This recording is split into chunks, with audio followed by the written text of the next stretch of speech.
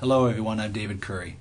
The world has been focused on what's happening in Nigeria, on the kidnapping of these 300 wonderful girls who are studying. In the dead of night, Boko Haram, an Islamic terrorist group, comes along and they kidnap them and force them into all sorts of very horrific situations. I thought you might like a little bit of an insight into what Open Doors is doing to support these girls and their families, because we're on the ground in Nigeria and in other areas around the world where these kinds of events are happening. So I have with us Emily Fuentes, who is an analyst with Open Doors and one of our communicators who's been to Nigeria. Emily, tell us a little bit about what your interactions were with these girls in a different situation who were threatened to be kidnapped and nearly kidnapped by Boko Haram. Yeah, well, I met with 3 teenage girls. They were aged 16, 17, and 18, and they were in a very similar situation. They were at a boarding school very similar to the one that we've read about in the news. And almost the exact same situation happened. They were getting ready for their final exams. They were about to graduate just about a month later. And as they were preparing in the middle of the night, they heard a knock on the door, and some men who had pulled up in a van and said that they were to come with them to take their final exams. The situation seemed really suspicious to these girls, and they told them, no, we're not going with you. And we're waiting for our teachers before we leave for our final exams. And at that point, that's when the men began to get forceful and even grabbed some of their friends and forced them into a van.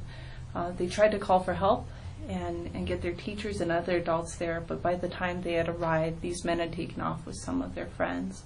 The girls I met with survived and were able to stay where they're at. Were not kidnapped, but they lost some of their dear friends and hadn't heard from them in many months.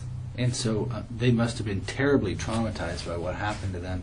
I mean, how did you see that trauma manifested? And because Open Doors is part of trauma counseling in Nigeria and other places as well. Right. How did you see that?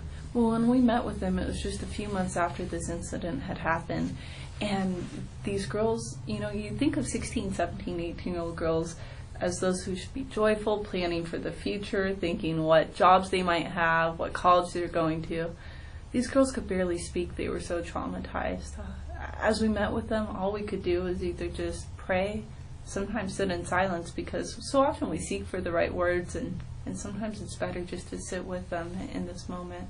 Some of the girls we held, and it was a beautiful example of the body of Christ being united.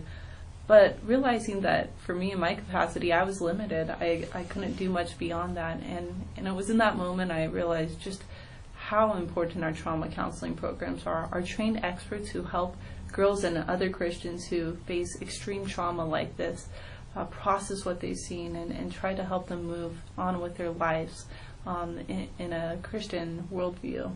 And so, to me, it was just an amazing example of why our work is so important, both in Nigeria and many countries around the world where this is happening. Thank you so much, Emily, for your information. Folks, you can be part of the solution. You don't just have to be an observer to what's happening in Nigeria. Open Doors is on the ground supporting the families of these kidnapped girls, and you can be part of the solution.